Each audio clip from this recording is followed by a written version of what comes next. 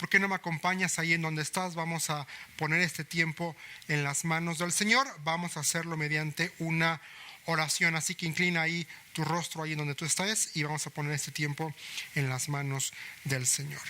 Padre Santo, estamos muy agradecidos por tu bendición. Muchas gracias, Señor, porque eres bueno. Gracias porque estás con nosotros. Gracias, Padre, porque podemos ir a tu palabra. Gracias porque tú estás ahí con nosotros hablando, enseñándonos. Señor, te pido por favor que tomes control de mi persona, que, Señor, no permitas que yo diga algo que atente contra tu palabra. Y, Señor, por favor, toma este mensaje, este estudio, y, Señor, en esta noche multiplícalo y que cada persona bajo el sonido de mi voz pueda escucharte a ti hablando. A mí dame, Señor, claridad, dame una mente sobre todo enfocada en tu palabra, y, Señor, que podamos pasar un tiempo analizando lo que tu palabra dice en este precioso momento, y en el único nombre que es sobre todo nombre, en el nombre de Cristo Jesús, oramos y ponemos este tiempo. Amén y amén. Entonces vamos a ir rápidamente. Ahí abre tu Biblia en Primera de Juan capítulo 2, y en esta ocasión vamos a leer en el texto de la Nueva Biblia de las Américas. Así que vamos a leer estos versículos. Acompáñame. El versículo 1 dice: hijitos míos, les escribo estas cosas para que no pequen. Y si alguien peca, tenemos abogado para con el Padre, a Jesucristo el justo. Él mismo es la propiciación por nuestros pecados, y no solo por los nuestros, sino también por los del mundo entero.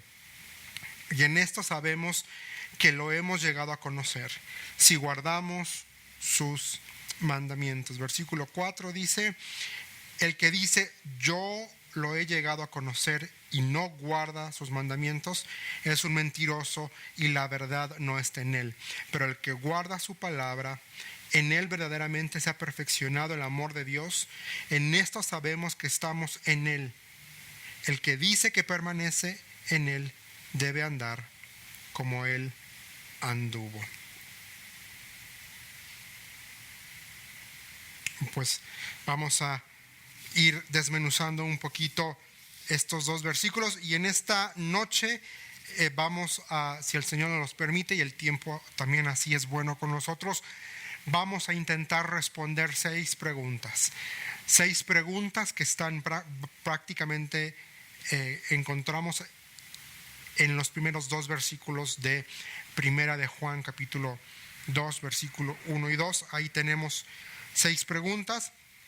Como vimos, empieza el texto diciendo: hijitos míos, les escribo estas cosas para que no pequen. Y si alguien peca, tenemos abogado para con el Padre, a Jesucristo el justo. Entonces, pues prácticamente la primera pregunta es: ¿cuál es la relación entre el sí y el tenemos que encontramos en el versículo 1? La Nueva Traducción Viviente dice: mis queridos hijos, les escribo estas cosas para que no pequen, pero si alguno peca, tenemos un abogado que defiende nuestro caso ante el Padre. Es Jesucristo el que es verdaderamente justo. Y vamos a ir analizando prácticamente en esta noche la relación entre el sí y el tenemos, por qué están colocadas donde están colocadas. La segunda pregunta de esta noche va a ser: ¿por qué Juan utiliza si alguien en lugar de si ustedes o nosotros? ¿Por qué Juan utiliza si alguien o si alguno, dependiendo la traducción que tú estés leyendo? Entonces vamos a responder esa pregunta. La tercera pregunta es: ¿cuál es el significado del término, dependiendo de la versión que estés leyendo, abogado o intercesor? Dependiendo ahí, o propicias, abogado o intercesor, es lo que vamos a analizar. ¿Por qué está esa palabra ahí? La cuarta pregunta es cuál es la importancia del título Cristo y el término justo que encontramos ahí mismo en el versículo 1, a Jesucristo el justo según la Biblia de las Américas, o como dice la traducción viviente, el que es verdaderamente justo. La Nueva Versión Internacional dice a Jesucristo, el justo. Y la quinta pregunta va a ser, ahí hablando en el versículo, prácticamente en el versículo 2, cuando dice, Él mismo es la propiciación. ¿Cuál es la palabra correcta aquí? ¿Propiciación o expiación? ¿Qué es lo que involucra esta palabra en el original? Lo vamos a ir analizando y lo vamos a responder esta noche si el tiempo nos los permite. Y la última pregunta es, ¿qué significa todo el mundo? Ahí en el final del versículo 2 del capítulo 2 de Primera de Juan. Esto es lo que vamos a estar analizando si el Señor nos lo permite. Entonces yo te pido por favor que estés ahí al pendiente, que no pierdas de vista lo que te acabo de comentar, para que podamos ir analizando y podamos ir ahí desmenuzando prácticamente lo que dice este pasaje. Número 1, ¿cuál es la relación entre el sí y el tenemos? Pues bueno, vamos a irlo desmenuzando. Juan, con un corazón pastoral, comienza diciendo, hijitos míos. Y esta es una terminología que denota el profundo cariño y el inmenso interés que tiene el apóstol por la iglesia de Éfeso. Hijitos míos. Luego dice, les escribo estas cosas para que no pequen. ¿Cuáles son estas cosas? Bueno, ya nos los dijo en el capítulo 1 acerca de la realidad de que el verbo es vida, de que el verbo se encarnó. Habló acerca de la importancia de caminar en la luz, de lo que involucra vivir en la verdad. Entonces prácticamente dice, hijitos míos, queridos, amados, como dice el pastor Pablo Ferrari, siempre que es el pastor que está a quien le rindo cuentas, él cuando te habla siempre te dice amado o amada. Entonces es una terminología de cariño, y de la misma forma Juan aquí está diciendo, hijitos míos, les escribo estas cosas. ¿Cuál es el propósito? Para que no pequen. Y bueno, en general el interés era de que él no quería que los creyentes de Éfeso negaran la revelación de la vida eterna en Cristo Jesús, que no negaran la realidad de que Cristo era el verbo de Dios, pero que también había encarnado, que no negaran la realidad y la centralidad de la realidad de que Jesús fue 100% hombre y 100% Dios. Entonces eso es lo que Juan va a ser muy enfático aquí en decir, no quiero que pequen. Pero también aplica para nosotros en la actualidad. Les escribo estas cosas para que no pequen. Ahora, ¿cuáles son estas cosas? Ya nos los dijo, que en la luz no puede haber oscuridad, y lo hablamos creo que en la tercera sesión, que la oscuridad involucra el pecado, la oscuridad involucra la iniquidad, involucra el vivir de una forma que no corresponda con la nueva naturaleza y con la nueva realidad que somos ahora en Cristo Jesús, nuevas personas. Ahora, para que no pequen, y prácticamente el corazón o la intención de Juan de que los creyentes no pecan, ya lo vimos ahí en el versículo 5 al versículo 10 de Primera de Juan. ¿Te acuerdas? Dice, este es el mensaje que oímos de Jesús y que ahora les declaramos a ustedes. Dios es luz y en Él no hay nada de oscuridad. Por lo tanto, mentimos y afirmamos que tenemos comunión con Dios, pero seguimos viviendo en oscuridad espiritual. No estamos practicando la verdad. Si vivimos en la luz, así como Dios está en la luz, Entonces tenemos comunión unos con otros y la sangre de Jesús, su Hijo, nos limpia de todo pecado.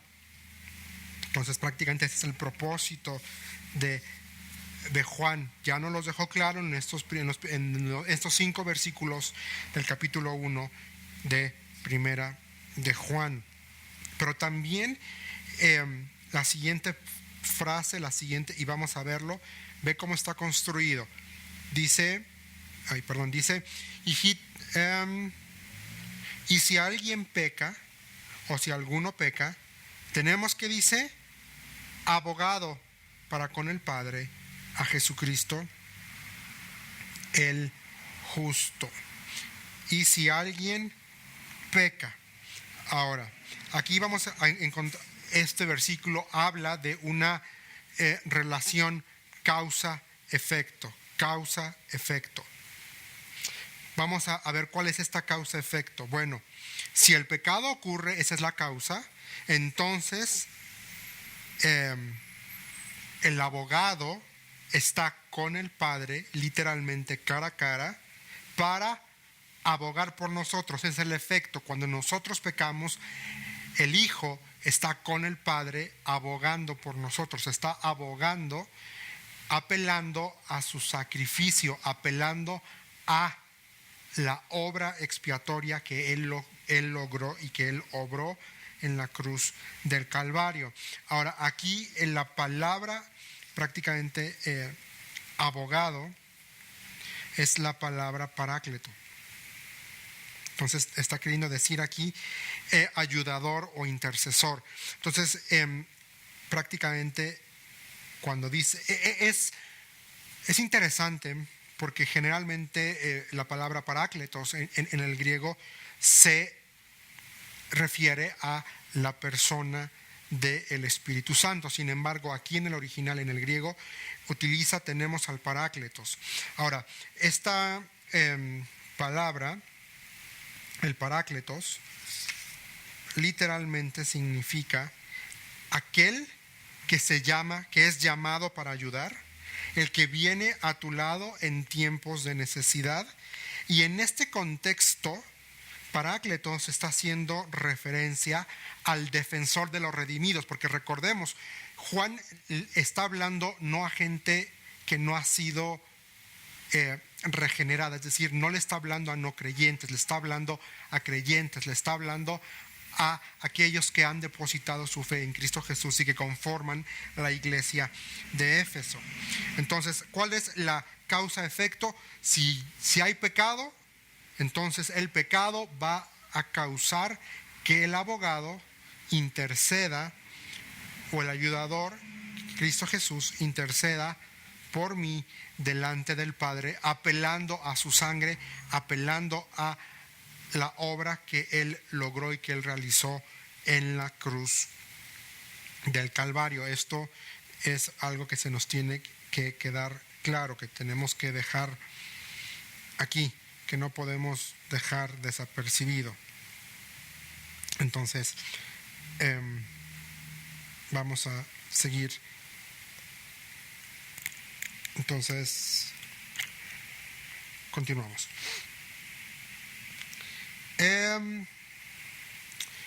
Bueno, ya me metí a responder la segunda pregunta. Entonces, ¿cuál es la relación entre el sí y el tenemos?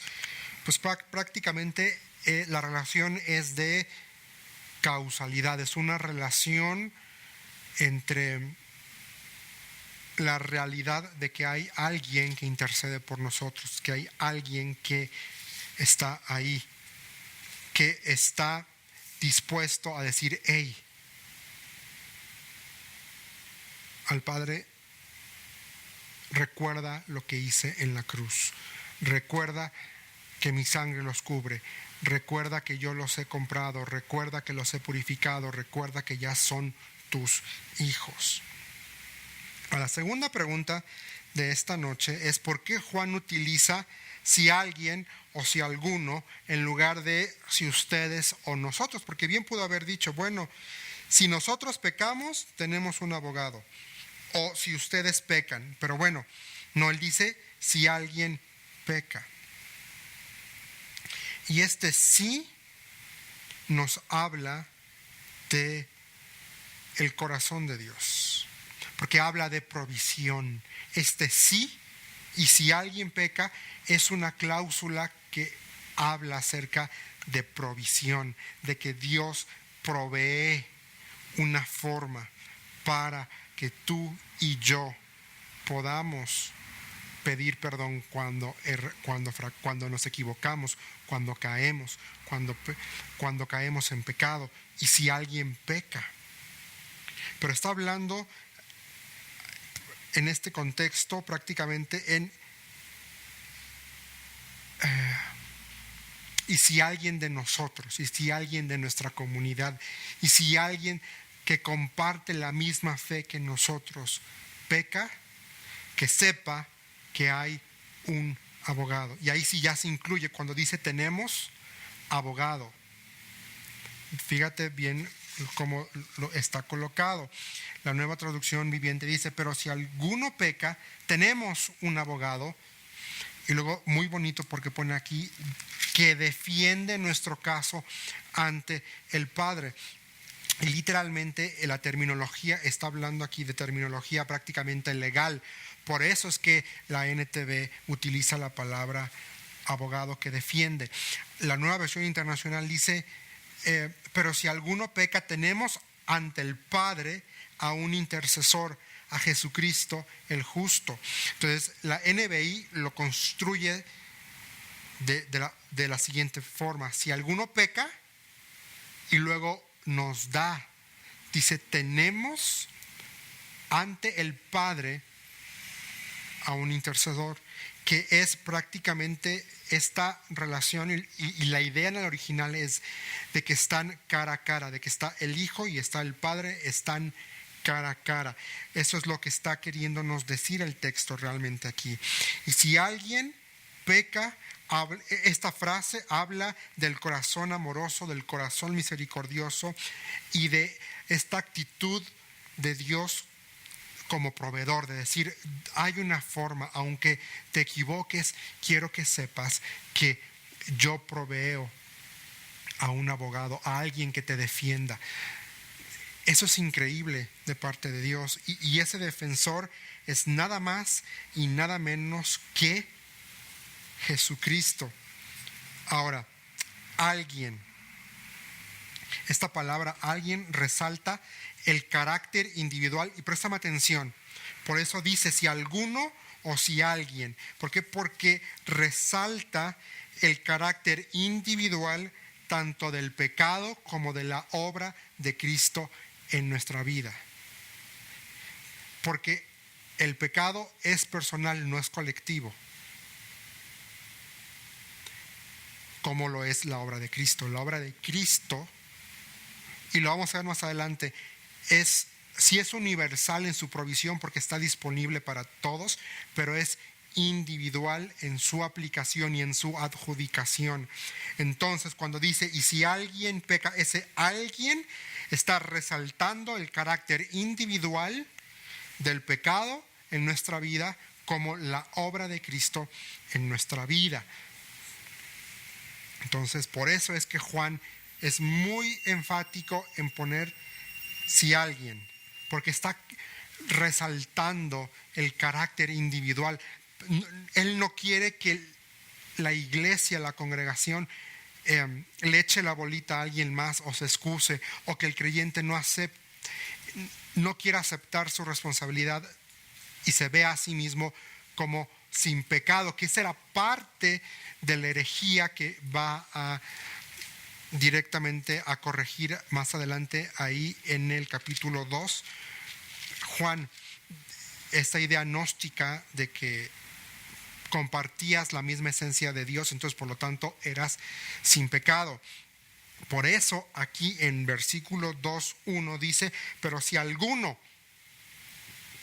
alguien, hablando de la individualidad, está haciendo referencia a esta individualidad. Luego, ¿qué dice? Tenemos. Y si alguno peca, tenemos. Tenemos, aquí Juan habla de todos aquellos que ya vivimos en la luz. Pero para vivir en la luz es necesario que nos apropiemos la obra de Cristo. Es necesario que hayamos confesado que por nuestro pecado estábamos ofendiendo y transgrediendo la ley de Dios y por lo tanto éramos enemigos de Dios. La salvación viene por la fe en la obra perfecta de Cristo en la cruz del Calvario. Cuando reconocemos que somos pecadores, cuando reconocemos que nuestro pecado nos separa de Dios y que por lo tanto merecíamos una eternidad lejos de Él, y pedimos perdón, reconocemos nuestro pecado, nos arrepentimos y pedimos perdón, entonces somos lavados, somos limpiados, somos comprados. Y ahora pasamos de muerte a vida, pasamos de oscuridad a la luz admirable. Entonces, alguien habla del carácter individual y ahora sí, habla de esta provisión que tú y yo hoy podemos gozar y mañana vamos a poder continuar gozando si es que caemos, si es que nos equivocamos, si es que ofendemos a Dios.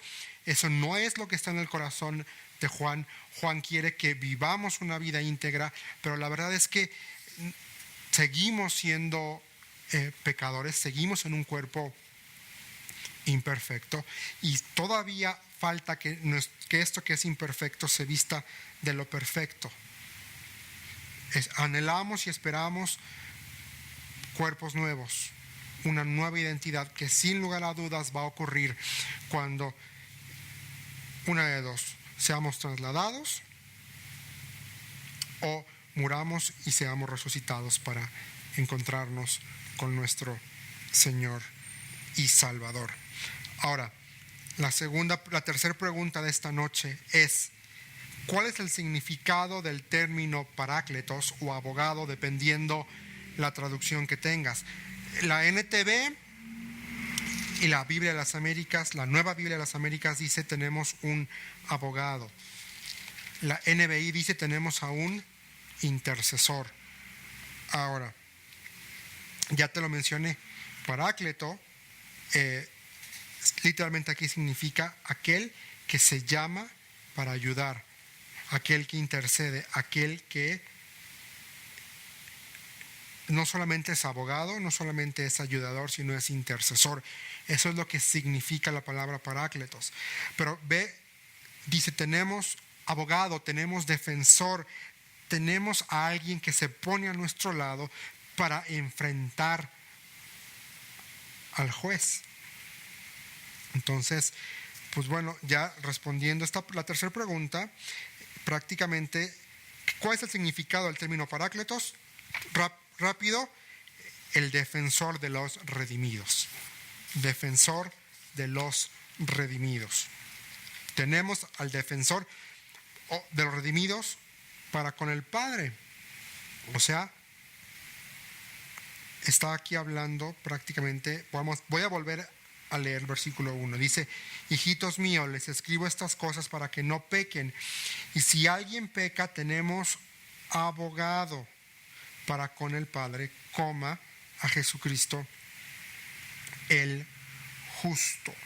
Y aquí vamos a quiero que prestes atención porque quizá esto no va a ser tan sencillo de explicar. Por eso te pido tu atención. La cuarta pregunta es, ¿cuál es la importancia del título Cristo y el término justo? Ahora, aquí en el original está diciendo Iesus Christus dikaios, es lo que dice en griego. En griego dice Iesus Christos dikaios. Ahora, Juan es intencional en utilizar el nombre de Jesús y el nombre Cristo. Ahora, por alguna razón nuestras Biblias en español ponen Jesucristo, pero realmente la importancia es que son dos términos que están separados en el original. Jesús, porque está hablando Juan acerca de Jesús, la persona de Jesús. Y luego dice Christus, Christos, que es el Cristo. Porque para Juan, Cristo es el Mesías. Entonces, prácticamente el texto tendría que decir Jesús el Cristo, no Jesucristo el justo, sino Jesús el Cristo, es decir, Jesús el Mesías. Y el Cristo es un título que alude al hecho de que Jesús es el único rey ungido de Dios. Y esto va a ser importante porque al ser el único rey ungido, es el único capacitado y es el único facultado para abogar de la forma correcta, para ser nuestro representante veraz y eficaz delante del Padre. Nadie más puede, solamente Él por ser Mesías, solamente Él por ser el único rey ungido de Dios. Ahora recordemos, Juan es judío y él es intencional en poner ahí el término Cristo, la idea de el Mesías, porque está reconociendo nuevamente la dualidad. Jesús fue 100% hombre y 100% Dios. Entonces, él es intencional aquí en separar y decir Jesús, Cristos. Y son dos palabras en el original, son dos nombres propios que están separados. No es una conjunción como en español, Jesucristo. Ahora, lo que está diciendo aquí Juan es que este abogado no es cualquiera, es el Mesías mismo. Y como Cristo, como Christos, Jesús es el Hijo encarnado, es el Verbo hecho hombre. Cristo es el único que revela, el único que puede revelar la vida eterna. Es el único, nadie más. Solamente Él puede revelar la vida eterna. Pero también Jesús, como Mesías, como el Cristo, fue el sacrificio perfecto, fue el sacrificio vicario. Solamente Él lo pudo haber logrado. Entonces, en la terminología más correcta aquí tendría que ser Jesús el Cristo. ¿Por qué? Porque está diciendo que solamente el Mesías es el único abogado, defensor, capacitado para abogar por nosotros delante del Dios eterno, del Dios cuya justicia es perfecta. ¿Y por qué Él puede hacerlo? Porque, como ya te lo dije, Él es el Verbo encarnado. Él es la revelación de la vida eterna. Y ahora, la palabra que sigue ahí, como por ejemplo, aquí dice, la Nueva Biblia de las Américas dice, a Jesucristo el justo. Justo, aquí la palabra en griego es dikaios. Algunas traducciones, es un adjetivo, algunas traducciones al español lo ponen como título, pero realmente es un adjetivo, en el original es un adjetivo justo.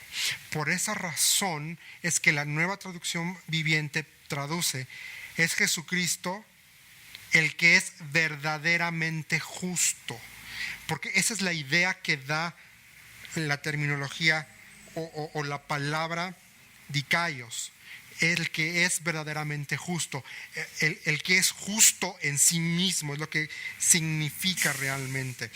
Entonces, prácticamente se puede traducir como un adjetivo predicativo o que perfecciona la terminología. Entonces, prácticamente lo que realmente el texto está queriéndonos decir aquí es siendo justo como Él lo es.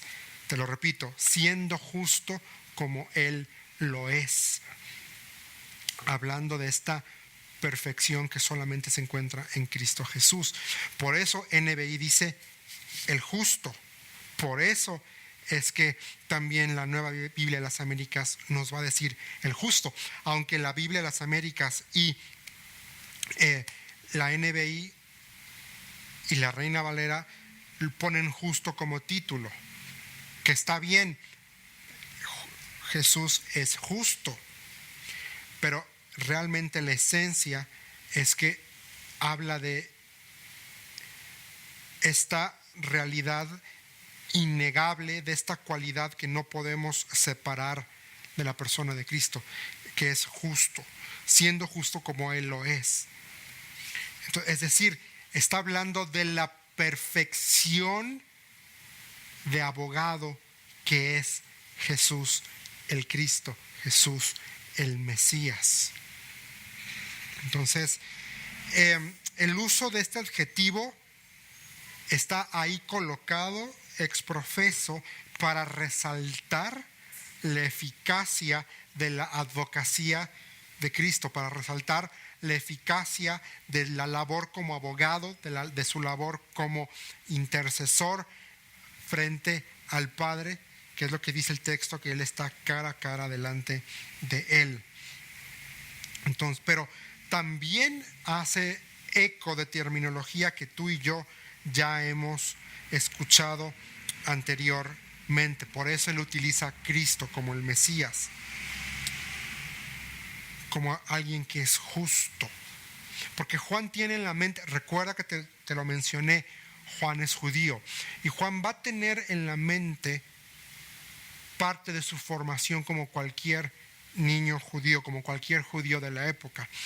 Él va a saber lo que el profeta Jeremías profetizó ahí en el capítulo 23.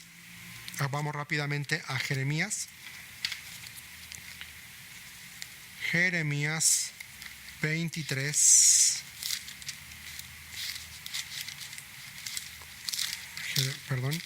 Jeremías 23. Aquí está, Jeremías 23, versículo 5. Bueno, desde el 3 está hablando, dice, pero reuniré al remanente de mi rebaño de todos los países donde lo he expulsado. Volveré a traer a mis ovejas a su redil y serán fructíferas y crecerán en número. Entonces nombraré pastores responsables que cuidarán de ellas y nunca más tendrán temor. Ni una sola se perderá ni se extraviará. Yo el Señor he hablado. Pues se acerca la hora, dice el Señor, cuando levantaré a un descendiente justo del linaje del rey David. Él será un rey que gobernará con sabiduría, hará lo justo y lo correcto por toda la tierra, y su nombre será: el Señor es nuestra justicia. En ese día Judá estará salvo e Israel vivirá seguro. Entonces, Juan está haciendo eco acerca de este descendiente justo de David. Por eso es que comienza, por eso es que él es intencional en el original en separar y poner Jesús, luego poner Christos, Jesús, el personaje, el hombre, que alude a la descendencia, al linaje de David, y luego va a decir el Christos, el Mesías, el cual es justo. Entonces aquí nuevamente Juan está ligando esta realidad y esta palabra que fue profetizada años, cientos de años antes por boca de Jeremías. Pero también él está pensando en lo que Isaías nos describe, en el que es quizá uno de los capítulos y porciones más conocidas por todos nosotros, y que habla acerca del siervo sufriente. Ahí en Isaías capítulo 52, desde el versículo 13 hasta Isaías 53, 12. No lo vamos a leer ahorita porque no tenemos todo el tiempo, para leerlo. Pero si tú quieres hablar, y si tú quieres saber, si tú quieres saber acerca de este siervo sufriente que fue Jesús, el Cristo, ahí está registrado en Isaías, capítulo 52, versículo 12 hasta el 53, 12. El justo, el que fue traspasado por nuestras rebeliones, aplastado por nuestros pecados, golpeado para que nosotros estuviéramos en paz, dice. Es impresionante porque dice, versículo 10 del capítulo 53, formaba parte del buen plan del Señor aplastarlo y causarle dolor. Sin embargo, cuando su vida sea entregada en ofrenda por el pecado, ahí está hablando de lo que vamos a hablar un poquito más adelante, de la propiciación, de la ofrenda.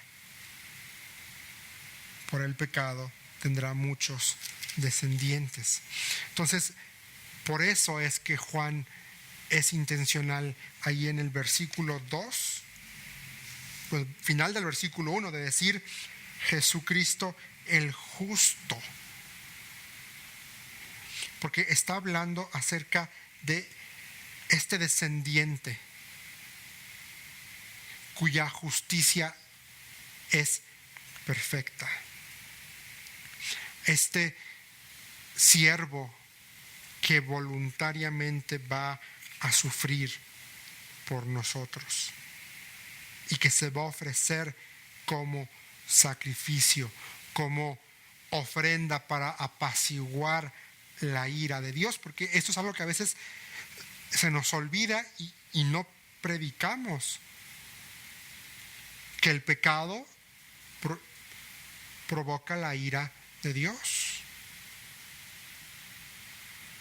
Y algo tenía que aplacar la ira de Dios. Y el único sacrificio, la única ofrenda capaz de apaciguar la ira de Dios por el pecado del mundo fue la muerte de Cristo Jesús en la cruz del Calvario.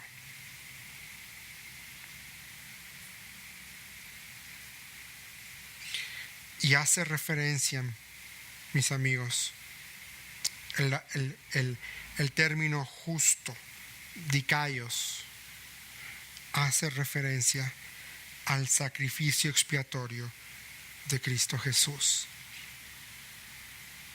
¿Por qué? Porque solamente el que no conoció pecado podía tomar tu lugar y mi lugar en la cruz. Él era el único que podía por nosotros, dice la Escritura, hacerse pecado. Él fue, es y será la ofrenda perfecta para el perdón de nuestros pecados.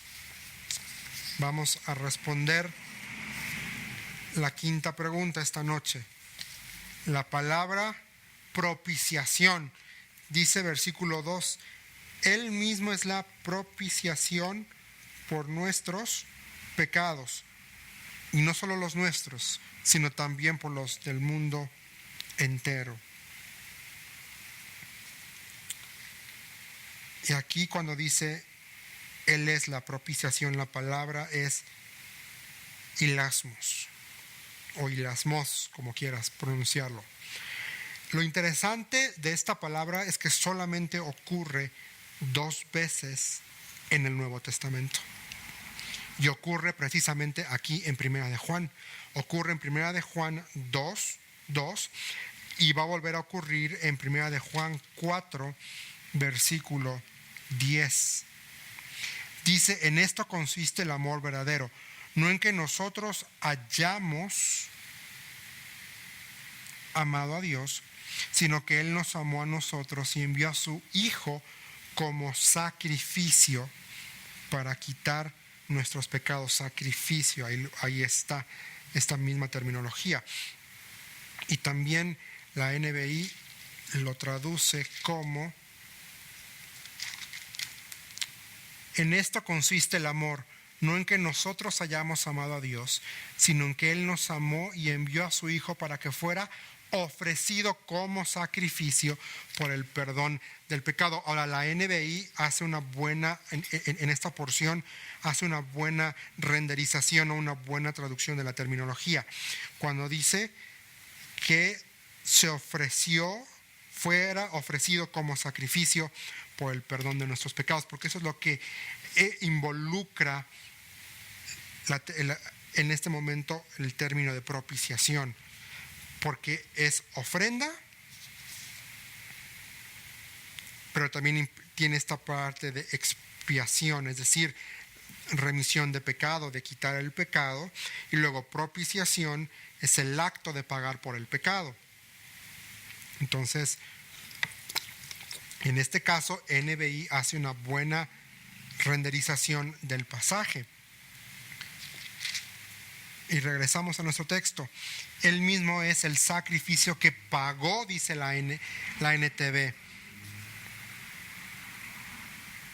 Y la Nueva Biblia de las Américas dice: Él es la propiciación por nuestros pecados. Por eso es la pregunta: ¿propiciación o expiación? Bueno, la respuesta es que son las dos. Es un combo. En este caso es un combo. Propiciación y expiación van de la mano. ¿Por qué? Porque Jesucristo fue la propiciación. Propiciación es el acto de pagar por el pecado. Y Él se ofreció. Pero al mismo tiempo Él es nuestra expiación. Porque con su sangre, el pecado en nuestra vida el pecado que nos condenaba fue quitado y fuimos lavados y fuimos purificados.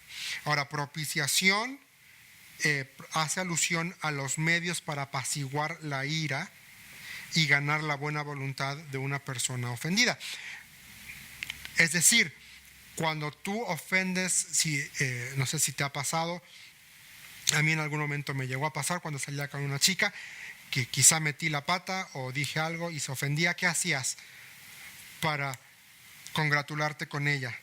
Le llevabas un chocolatito o le comprabas un ramito de flores. Bueno, ese hecho de darle ese ramo de flores o ese chocolatito, tú se lo estabas dando con tal de apaciguar su enojo, con tal de que ya no estuviera más enojada. Algo así es la idea. Y en el contexto de la Biblia hace alusión directa a los sacrificios que están ahí en el sistema sacerdotal de Levítico y Deuteronomio, en donde se sacrificaban animales para calmar temporalmente la ira de Dios. ¿Y por qué digo temporalmente? Porque con la llegada de Jesucristo, con la llegada de el Mesías y con su muerte en la cruz del Calvario, ya no hay más necesidad de sacrificar animales para apaciguar temporalmente la ira de Dios, sino que la sangre de Jesucristo funge y fungió como el sacrificio perfecto para apaciguar de una vez y para siempre la ira de Dios. Ok, propiciación y expiación son dos aspectos que encontramos en el sacrificio de Cristo. Y como te lo dije, el sacrificio vicario de Cristo implica tanto expiación como propiciación. Y expiación es la remisión de pecado y propiciación es el acto de pagar por nuestro pecado. Entonces, propiciación o expiación, en este contexto, la palabra hilasmos, que traduce la nueva Biblia de las Américas pone como propiciación, igual que la Reina Valera 60, o la palabra sacrificio, como lo traduce la Nueva Traducción Viviente o la Nueva Versión Internacional, es acertado, porque el concepto hilasmos implica estas dos cosas: propiciación y sacrificio, que no se nos olvide. Entonces, cualquiera de las dos significa y es correcto. La sexta pregunta de esta noche: ¿qué significa todo el mundo? Vamos a volverlo a leer. Dice: y Él mismo es la propiciación por nuestros pecados, y no solo los nuestros, sino los de todo el mundo. Y Él mismo es la propiciación por nuestros pecados, y no solo por los nuestros, sino también por los del todo, ¿qué dice? El mundo. Ahora, todo el mundo en 1 de Juan 2:2. Y aquí hay que hacer una precisión importante. No está hablando de una universalidad salvífica. ¿Qué significa qué quiero decir universalidad salvífica? Juan no está diciendo que por el simple hecho de que Cristo ya murió en la cruz del Calvario, todo el mundo es salvo. Eso no está diciendo aquí el texto. Por los del mundo entero está hablando de que la salvación es universal en provisión, pero personal en su aplicación. Universal en su provisión porque Cristo proveyó por medio de su muerte y su sacrificio el que el mundo puede experimentar redención. Pero esta redención solo se aplica cuando nosotros la aceptamos por medio de nuestra fe. Universal en provisión significa que Cristo proveyó el perdón de pecados a todo individuo por medio de su sacrificio expiatorio.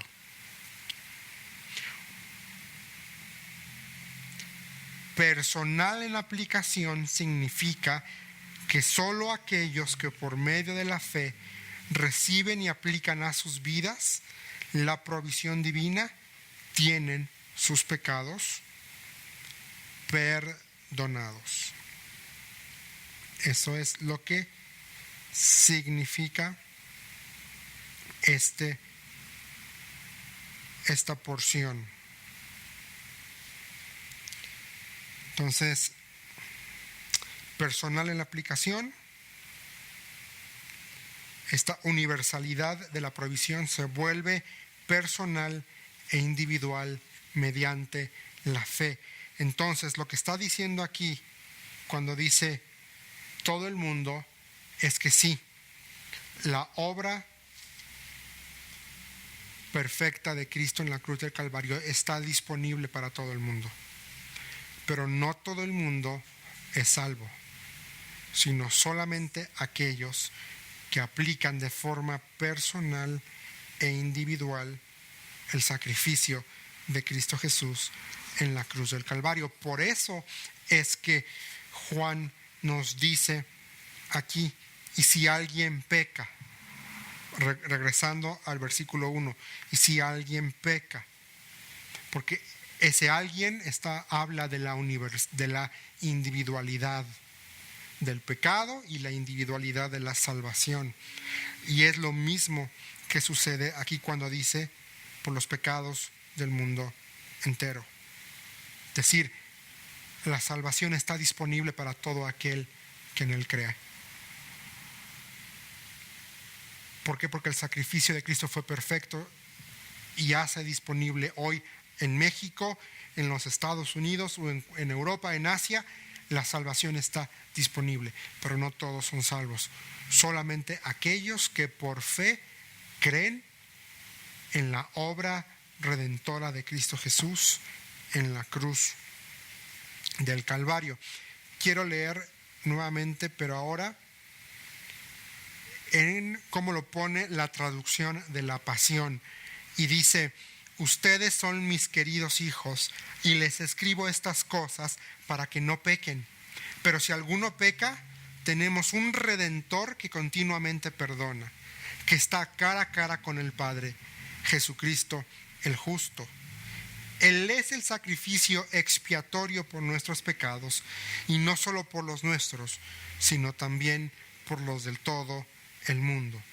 Así es como podemos estar seguros de que realmente hemos llegado a conocer a Dios si guardamos sus mandamientos. Pero bueno, ya no nos dio tiempo en esta noche de seguir con los siguientes versículos. Nada, nos quedamos con los primeros 2 versículos esta noche del capítulo 2 de Primera de Juan. Entonces, te lo recuerdo, amigo, amiga que me ves, si tú ya has nacido de nuevo, si tú has experimentado el perdón de pecados de primera mano, quiero recordarte que tenemos un abogado, el mejor abogado, el Mesías, el cual voluntariamente sufrió por ti y sufrió por mí. Él es nuestro abogado.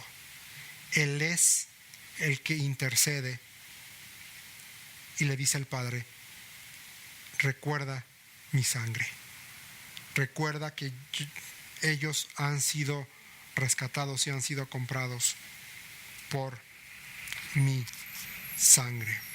Pero bueno, es así como terminamos en esta noche. Me dio muchísimo gusto saludarte. Gracias a todos aquellos que se han conectado por medio del Facebook, por medio del YouTube. Muchísimas gracias. Mi oración es que por medio de estos estudios puedas ser bendecido y puedas entender un poquito más lo que significa